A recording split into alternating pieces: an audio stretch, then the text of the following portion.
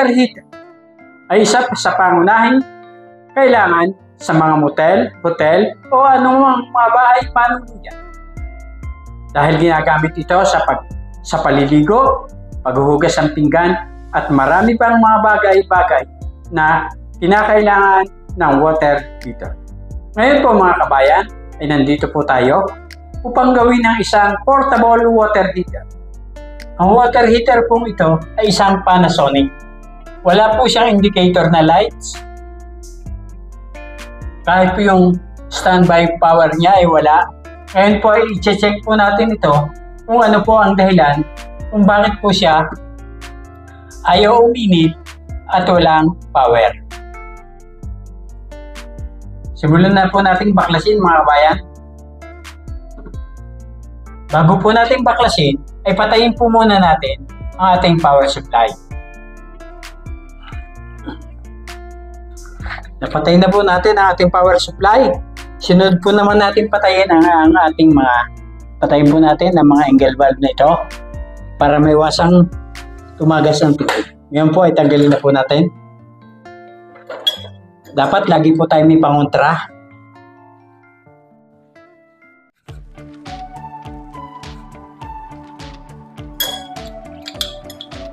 Hindi lang po sa pelikula dapat may kontrabida. Maski po sa mga trabaho, kailangan din may kontrabida. Tanggalin muna po natin ito.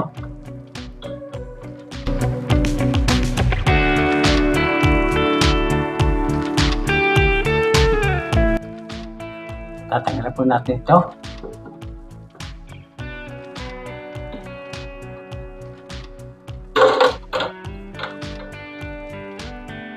Ay tanggalin na po natin sa pagkakabit.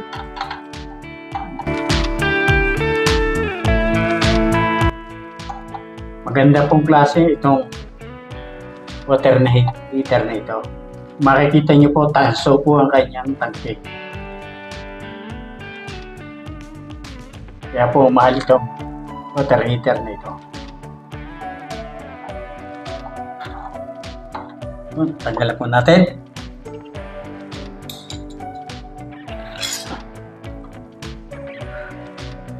Tanggalin na po natin.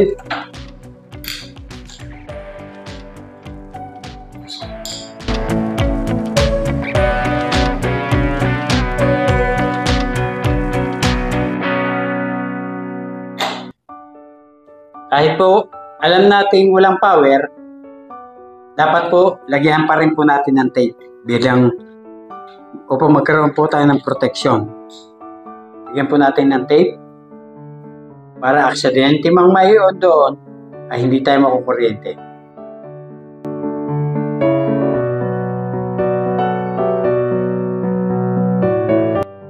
Ngayon po mga kabayan ay natanggalan po natin ang water heater.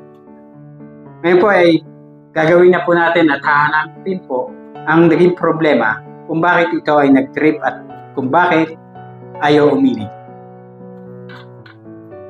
Ang una po natin gagawin ay i-check po natin ang ating breaker. Ito po ang breaker niya. Ito po ang nireset natin kanina. Yan. Dapat po nakataas yan.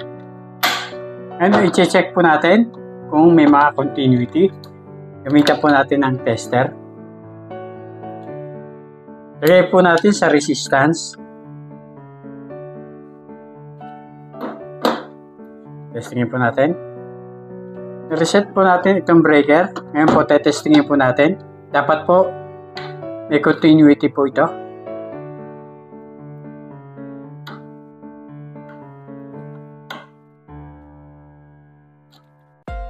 Wala continuity. Ay, test po natin. Dapat po may continuity.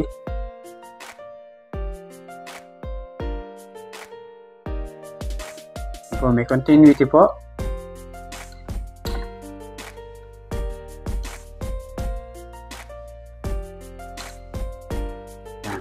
Ang kabila naman po, testingin natin. Sundan po natin ang wire sa ilalim kung saan siya dumaan. Yung pong black, sundan po natin. Papunta po dito ang black. Ito po ang black. Papunta po rito. Dito. Ito ang black. Dapat po may continuity siya. Subukan po natin.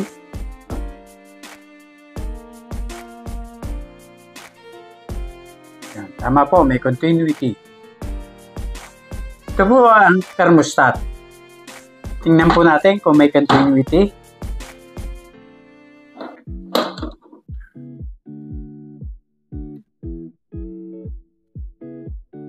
Wala po siyang continuity. Ngayon po, subukan po natin i-reset. Ito, may reset po, may reset button po ito. Ito po ang reset button. Yan. Susubukan po natin pindutin. Yan. Na-reset po. Tapos tingnan na po natin. Na-reset na po natin. May continuity na po. Ngayon po, ang wire na ito, isundan po natin paparito. Yung kulay orange. Pumunta po ang kulay orange sa ating heating element. Ito po ang ating heating element. Dalawa po ang ating heating element. Ito po. Ito po ang ating heating element. Testingin po natin hanggang doon.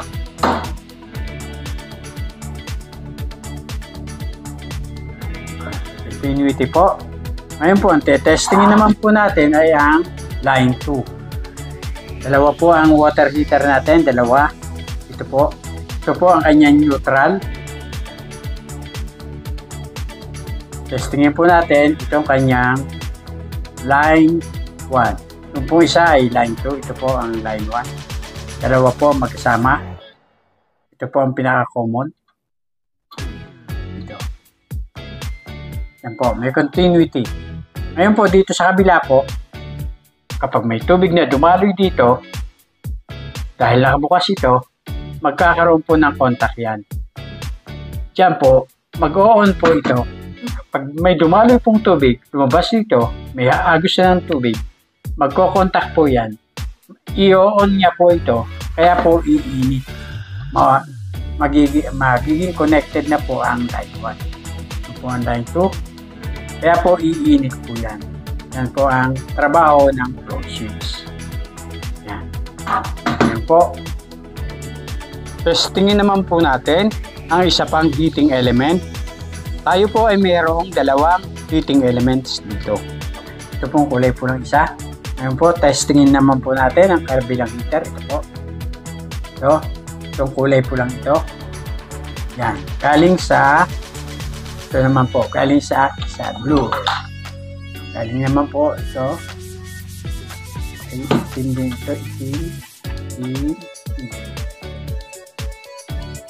Galing po dito yan. Yung isang itim. Para sa pangalawang heating element. So, itong kulay itim. Kaya po dalawa ang wire na kulay itim dahil dalawa pong heater. Subukin naman po natin ang isang heater dahil okay na po isa. Ito po. Ang itim. Ito po sa pangalawa. Ito po ang linya naman sa pangalawang heating element. Ito po ang kanyang thermostat. Testingin po natin. Ito po. May continuity. Testingin po natin ang thermostat. Ito po ang thermostat. Palihin po natin kaunti. Yan. Para matesting po natin.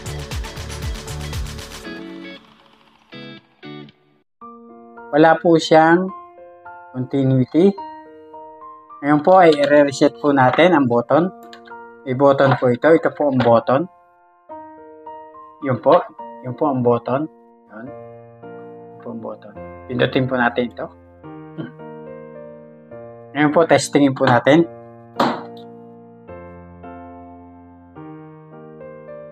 Wala pa rin po kahit na reset na po natin ang button. Wala pa rin po. Wala. Ngayon, ulit nga. Ayaw talaga, wala. Open po ang kanyang thermostat. Ngayon po, ang gagawin po natin ay papalitan po ng thermostat. Papalitan po natin ito. Papalitan po natin yung thermostat na ito. Dahil kahit i-reset natin, wala. Ngayon papalitan po natin. Kukuha po tayo ng thermostat para palitan.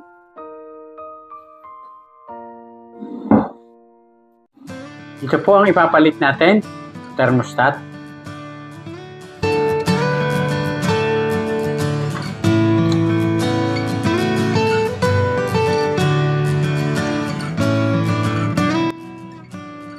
po, napalitan na po natin. Balik na po natin.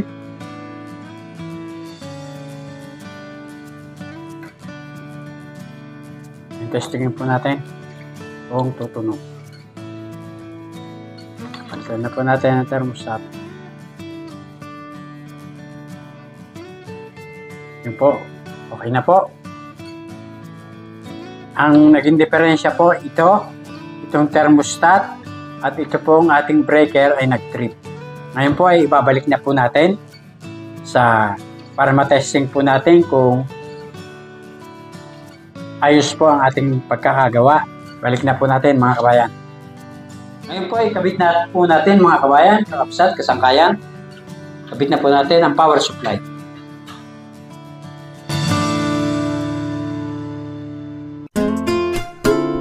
Ating pong kulay brown ang gawin po natin line 1. Ang blue naman po ang gawin natin line 2.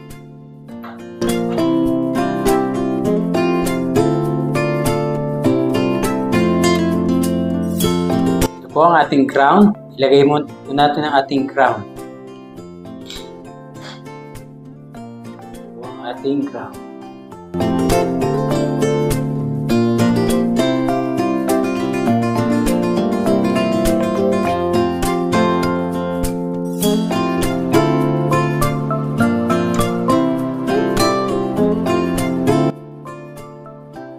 And ilagay na po natin ang power supply.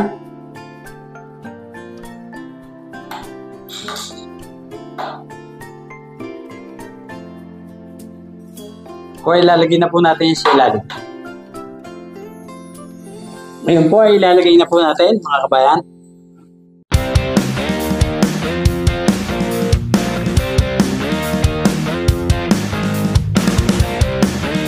Ayan, ilalagay po natin. Ngayon po ay ilalagay po naman natin ang mga flexible hose. Dito po ang water supply.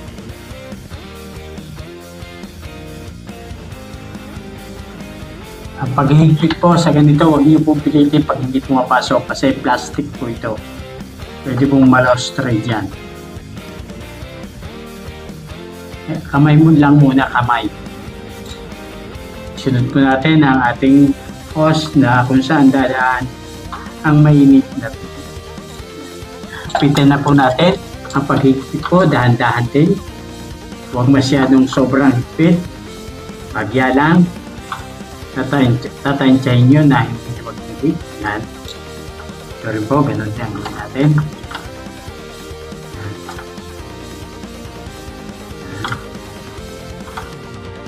Yan.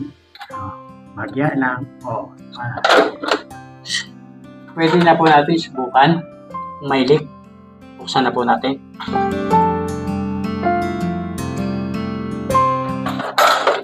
Balik na po natin ang takip.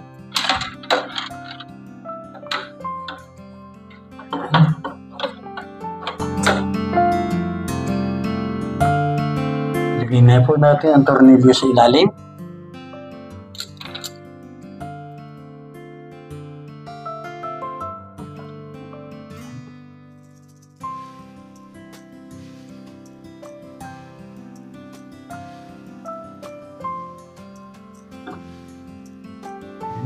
Ngayon po ay susubukan na po natin mga kabayan kung iinit.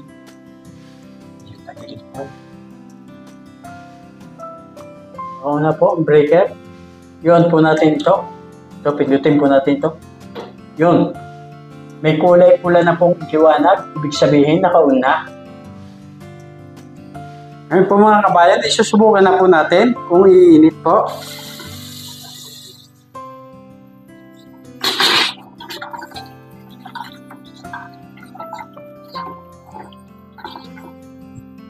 I-set po natin. Yan. Mainit na po.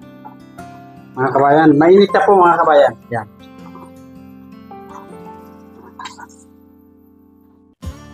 Dito po ang hot at dito po naman sa kaliwa ang cold. Pag ginanyan nyo po, automatic po mag-iinit siya. Ito po, i-adjust po natin adjust po natin sa, nakalagay po siya sa maximum, ilagay po natin sa mga 80%. Yan. Yan po, ang tamang pagsiset. Yan po, mainit na po mga kabayan. Nagawa na po natin ang water heater na may tatak na Panasonic. Sana po ay may natutunan po kayo kung paano po mag-repair ng portable water heater na Panasonic. Ngayon ay inihiling ko po sa inyo na mag-subscribe,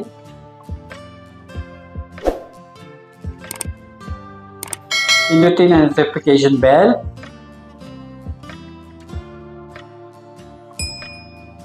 mag-like, mag-comment, at i-share.